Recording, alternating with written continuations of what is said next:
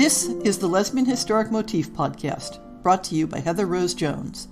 The show looks at lesbian and sapphic themes in history and literature, and historical fiction with queer female characters, including fantastic versions of the past. We present research, interviews, news of the field, book listings, and original historical fiction for your enjoyment. For even more historic research, check out our blog.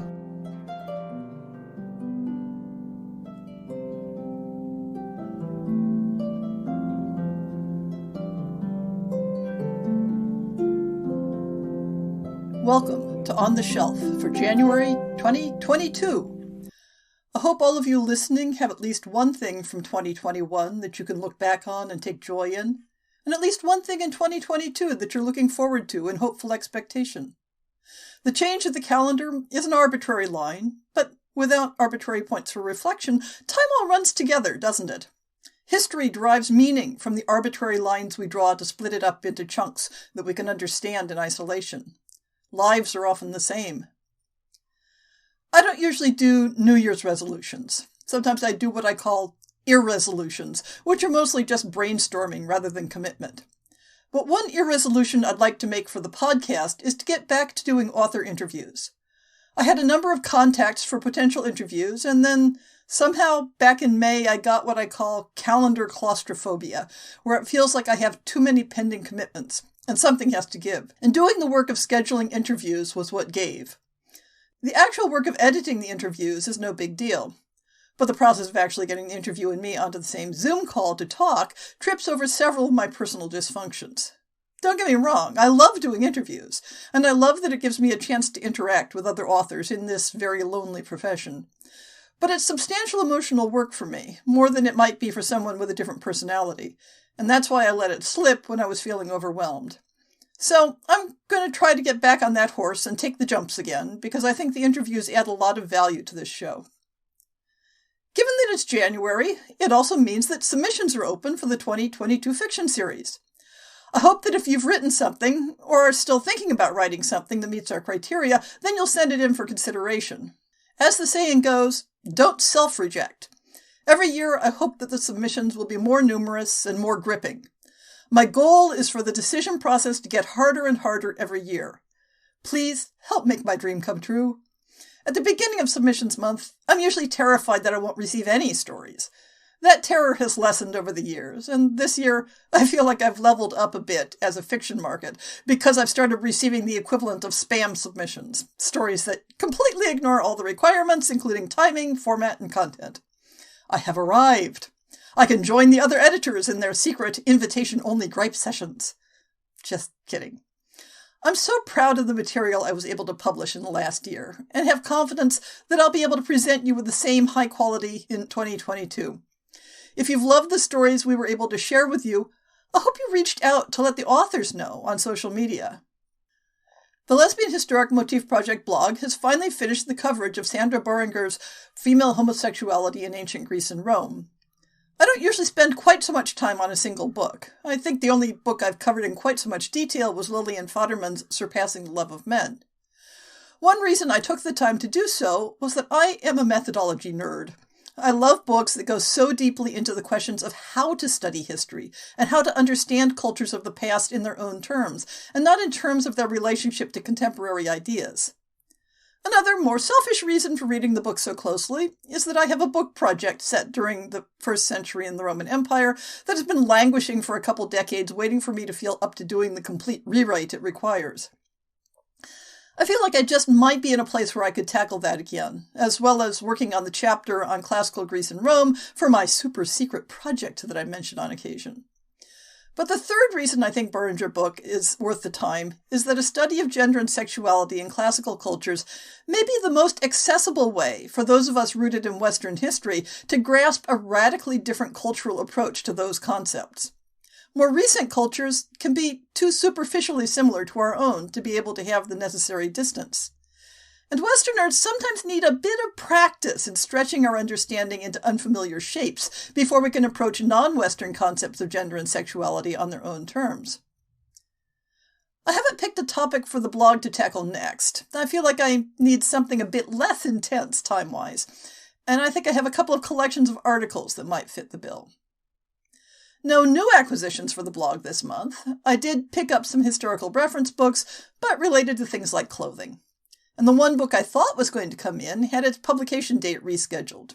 That one will be fun because it's an academic study of lesbian historical fiction, and I hope to have an interview with the author on the show. But we can talk about new and recent fiction, though the listings are a bit thin this month. One December book that I was saving until I'd had a chance to learn more about it, and 3 January releases. I've decided to go back to my old practice of reading the cover copy, rather than trying to summarize the book in my own words. It can be a bit hard to guess what's going on when I haven't actually read the book, and at least the author's own words provide what they want you to know about it. The December book is The Many Woes of Dolly Danbridge, self-published by Lauren Thorne. The book is tagged with keywords for lesbian fiction, so I'm relying on that, although the cover copy is rather vague. Dolly Danbridge is poor, awkward, and plain. She is also completely spoiled. At 16 years old, she has spent her whole life dreaming of wealth and high society. These dreams are dashed when she is uprooted from her home in Boston and placed in the humble town of Gaylord, Ohio. Here she will struggle to hold on to her high-status ambitions and decide if they are really worth pursuing after all. Set in 1830s America, this novel wittily dissects the social norms of times past and presents an alternative to the typical Victorian love story. The 1 January book is The Raven and the Banshee by Carolyn Elizabeth from Bella Books. There was a short story set in the same world, released a couple months ago, in case you want a sample before committing to the novel. I continue to be amused that Lesbian Pirates of the Caribbean is its very own subgenre, and someday I really will do a special episode on the topic. Early 18th century Charleston, South Carolina, finds a 16-year-old Julia Farrow, spirited daughter of a wealthy owner of a shipping company, living and loving on her own terms. With her sharp mind and sharper tongue, she constantly defies family and society expectations without regard for the consequences. Branna Kelly, the only daughter of an Irish immigrant sailor, is hopelessly in love with her employer's daughter, imagining their life together as captains of their own fate. Broken-hearted after Julia's shockingly cruel rejection, she embarks with her family to chart a new shipping route to the Caribbean. Before Julia has a chance to make things right, tragedy strikes, and the Kellys' ship is overrun by merciless pirates. All hands are presumed lost. 15 years later, Julia is now running Farrow Company and sailing with the crew on her newest ship. An ill-fated encounter with those same pirates leaves Julia the lone survivor, left alive to be rescued by the infamous Raven, hard-hearted captain of the mercenary ship Banshee. What follows is a passionate tale of vengeance, forgiveness, second-chance love, and redemption in a rollicking, swashbuckling adventure on the high seas. Wildflower Words by Sam Liddell from Bold Strokes Books looks like something of a slice-of-life story set in the American frontier. Hazel Thompson prides herself on being a beacon of earnest goodwill in Cedar Springs, Utah, where she works alongside her mother as a cook in a raucous restaurant and dance hall. But lately, Hazel wonders if she hasn't clipped her own wings by always putting her family and neighbors first, leaving no time for her own wants. Lyda Jones, the daughter of roving Eastern European immigrants, treks west with her father in search of a better life on the rapidly developing American frontier. To help make money, Lyda takes a job in the Packhorse Library and gets to know the rowdy, tough residents of Cedar Springs. Getting close to anyone is a waste of time, though. She won't be here long. Hazel and Lyda can't help but get to know one another as Lyda travels through on her route. When Lyda's father begins to struggle at work, Lyda fears she'll have to leave Cedar Springs and Hazel behind. But how can she, when finally she's found a place and a person to call home? Just as a sidebar, Liddell isn't the only author who's been inspired by the real-life Packhorse Library women of the 1930s, which began as a works progress administration project during the Great Depression.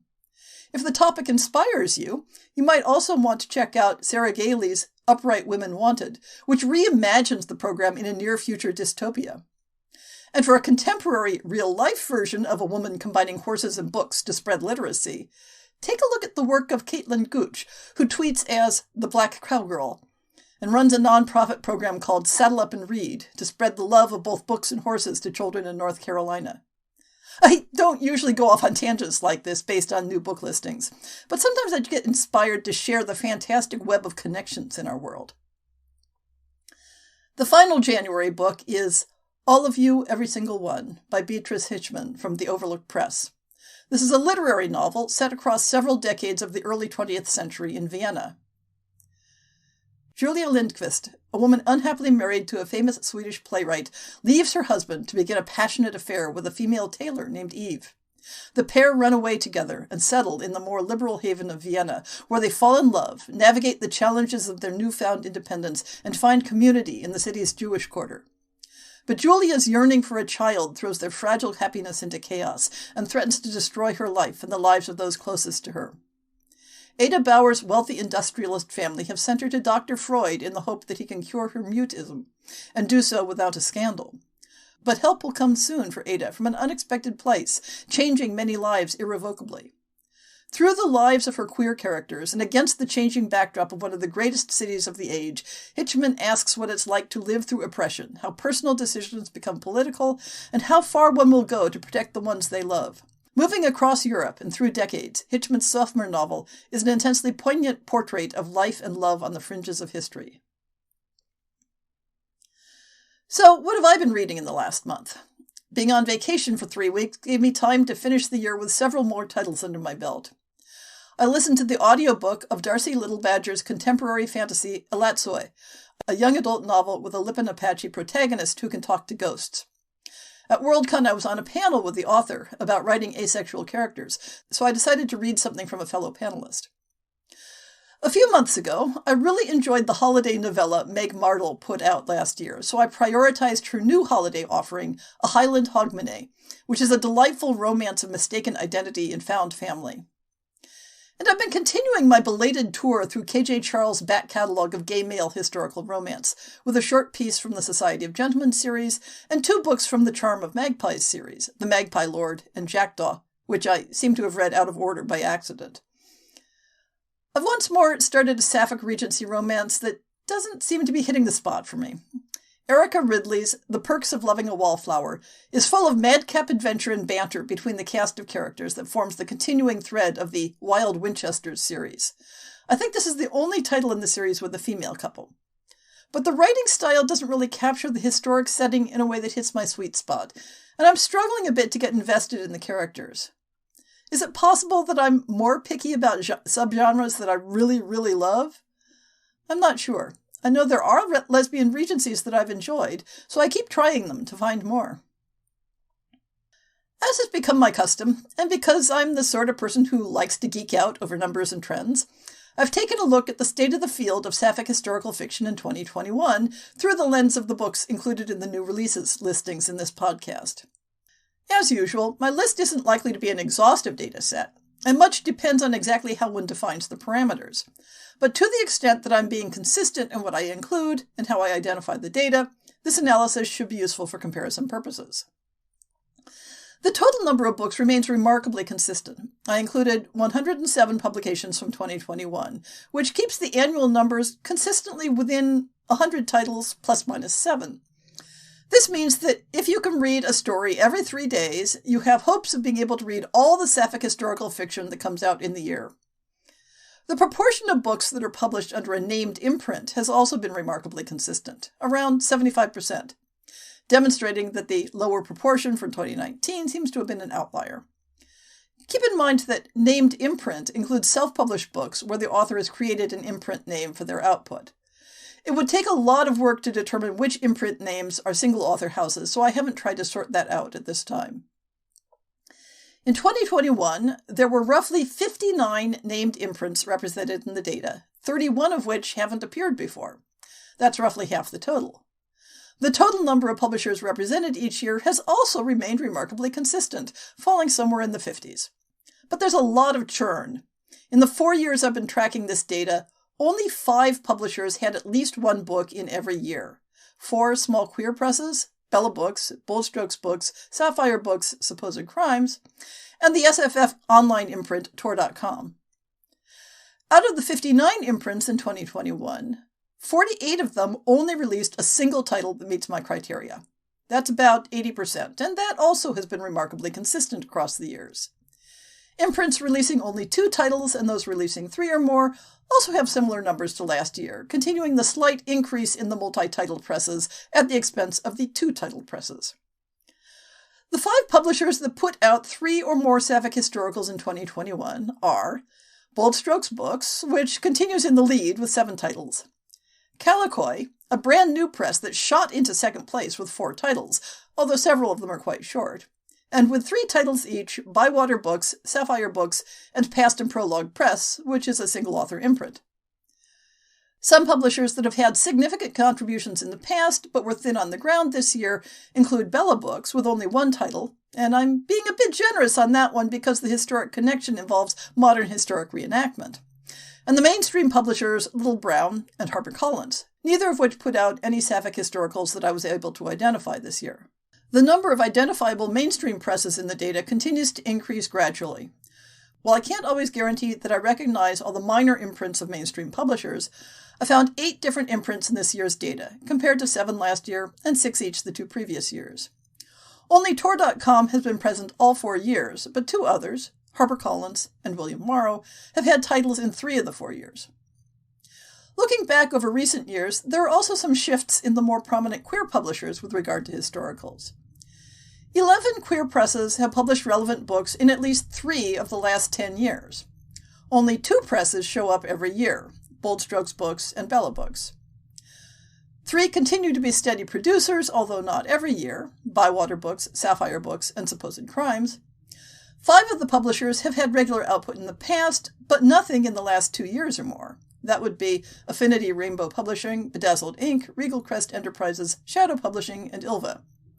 If it were only a matter of 2020 and 2021, we might chalk that up to the world being on fire. But a few seem to have simply lost interest in historicals. In contrast, publishers with a fairly recent but promisingly strong presence include 9 Star Press, and I'll add in Calicoy, who made an amazing showing for only entering the field in the past year. Overall, the shape of the publishing field seems remarkably stable, even if the specific players move on and off stage regularly. But let's move on to the fun part of the analysis, where and when the stories are set. I grouped the settings by time period, using longer periods in earlier eras and splitting them more finely in the 19th and 20th centuries. Overall, the distribution between pre-19th century and more recent settings has been relatively consistent, with about 1/5 of the stories set before the 19th century, although 2020 was an outlier with about 30% in the earlier set. Within the pre-19th century group, there's some shifting of numbers. In 2021, the 17th century was almost overlooked, while the 16th century was stronger than usual, but there's some representation in each of the categories I measure. In the last 2 centuries, the relative distribution has been consistent over all 4 years, with increasing representation in the more recent eras. This doesn't apply to the later 20th century, in part because it can be hard to decide whether to classify a fairly recent setting as historical. As usual, stories set in the first half of the 19th century are mostly classifiable as Regency romances set in England, while American settings increase significantly in the later half of the century. And in the first half of the 20th century, American settings predominate. One interesting shift is that we seem to see fewer wartime stories, rather than having many titles cluster around the American Civil War and the 2 World Wars. And of the early 20th century stories, there are a larger number focused on the period between the 2 world wars, with Jazz Age settings. In terms of geography, we once again see consistency across the last 4 years. The top 2 locations for settings are North America, which mostly means the USA, and the British Isles, mostly England, but with Scotland and Ireland regularly appearing. In general, the 2 groups are roughly equal in frequency, representing a little over 1/3 of the total each. This year, the British Isles took the lead slightly, but not enough to suggest a trend. Continental European settings are the next biggest regional group, together representing 1/5 of the total.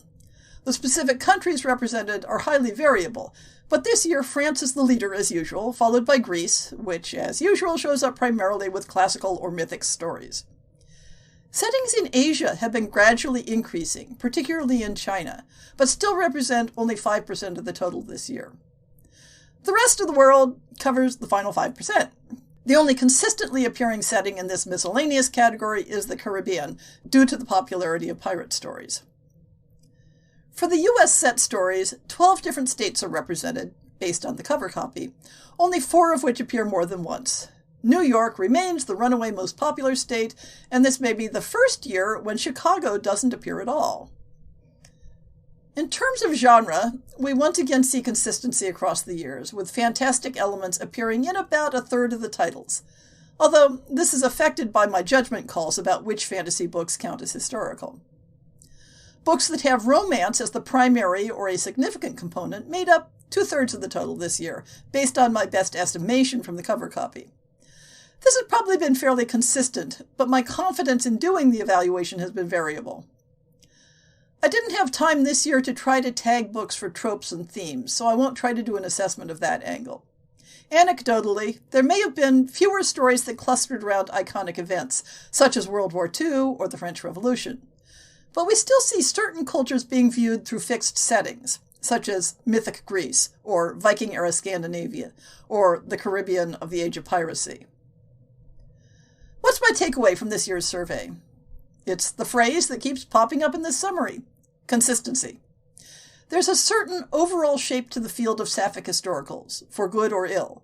The market is neither growing nor shrinking, self-published titles are neither taking over nor disappearing, the field continues to be highly distributed across a large number of imprints with no publisher specializing in the genre. The distribution of stories in time and space are uneven, but consistently so, with the centers of gravity being Anglophone cultures and recent centuries. We have yet to see whether the writing and publishing disruptions of the pandemic have affected the field in measurable ways. Only time will tell.